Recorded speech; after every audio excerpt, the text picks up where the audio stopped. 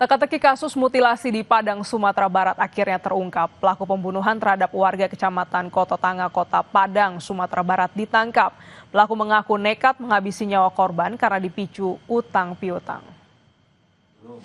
Pelaku ditangkap di rumahnya di Batang Anai, Padang Pariaman, Sumatera Barat pada Kamis dini hari. Polisi menyebut pelaku merupakan teman korban.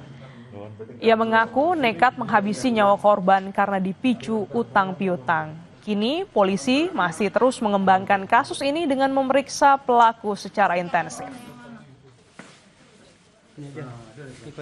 Tim bergerak melakukan penyelidikan dan ditemukan nama yang diduga kuat itu dekat dengan korban. Dari situ bergerak mencari sekaligus menyelidiki di mana posisi pelaku ini.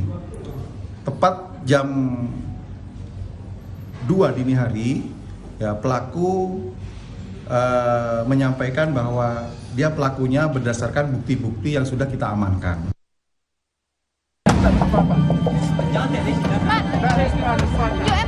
Warga di Kecamatan Koto Tangah, Kota Padang, Sumatera Barat heboh dengan temuan bagian tubuh manusia. Bagian tubuh itu ditemukan kurang lebih 6 km dari temuan jenazah 1 hari sebelumnya. Tim Inafis Polres Padang Pariaman, Sumatera Barat langsung mengevakuasi temuan bagian tubuh itu ke Rumah Sakit Bayangkara, Padang. Kami berhasil mendapatkan informasi dari Polsek Koto Tangah, Polresta Padang, di mana potongan kepala ditemukan oleh nelayan di wilayah muara TPI, tempat pelelangan ikan. Dari temuan itu kondisi kepala sendiri hancur atau gimana? Dalam kondisi memar dan bengkak, ya. Kami sudah koordinasi dengan penyidik Koto Tangah untuk dibawa ke Rumah Sakit Bayangkara Padang. Sampai sejauh ini nggak ada hasil dari identifikasi dari pihak Bayangkara sendiri? Kami masih menunggu hasil resmi dari Rumah Sakit Bayangkara tentang hasil otopsinya, Pak. Untuk sementara, dugaan sementara itu mayat yang ditemukan itu udah berapa hari? Kurang lebih sudah 2 hari, ya. Mau melihat dari bengkak dan lihat dari kondisi tubuh yang mengambang. Satu persatu pihak keluarga dan kerabat datang ke RS Bayangkara Padang untuk membantu proses identifikasi korban mutilasi yang ditemukan di bantaran Sungai Batang Anai, Kabupaten Padang Pariaman. Identitas korban pun akhirnya diketahui dari cincin yang ditemukan di jari korban. Meski demikian, polisi masih menunggu hasil identifikasi dan otopsi keluar.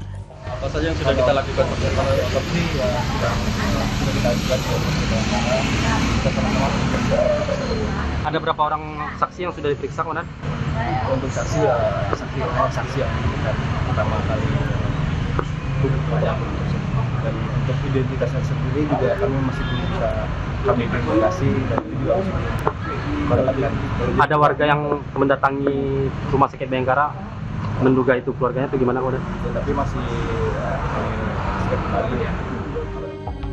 Sebelumnya, jenazah ditemukan di aliran Sungai Batang Anai, Sumatera Barat.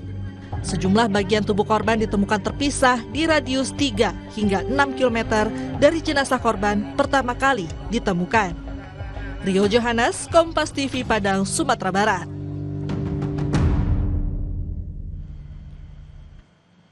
Saudara, pengendara sepeda motor mengalami kecelakaan di ruas Jalan Gatot Subroto, Tebet, Jakarta Selatan pada Jumat dini hari. Korban ditemukan tewas tergeletak di tengah jalan. Arus lalu lintas di ruas Jalan Gatot Subroto dari arah Kuningan menuju Pancoran sempat mengalami kemacetan akibat kejadian ini. Seorang pria ditemukan tewas tergeletak di tengah jalan. Korban mengalami luka pada bagian kepala. Diduga pengendara sepeda motor ini bersenggolan dengan kendaraan lainnya. Jasad korban langsung dibawa ke Rumah Sakit Cipto Mangunkusumo dan kasus ini dalam penanganan Ditlantas Polda Metro Jaya.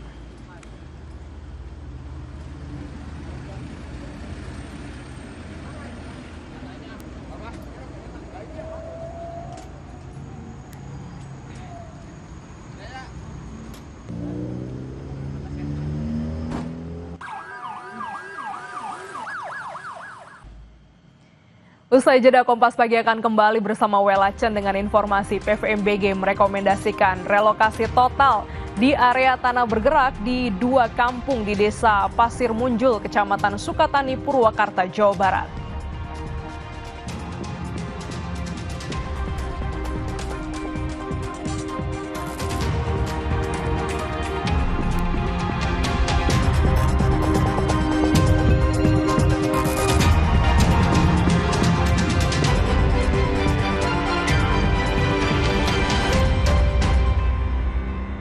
Nyalakan pagi dengan energi berita terpercaya.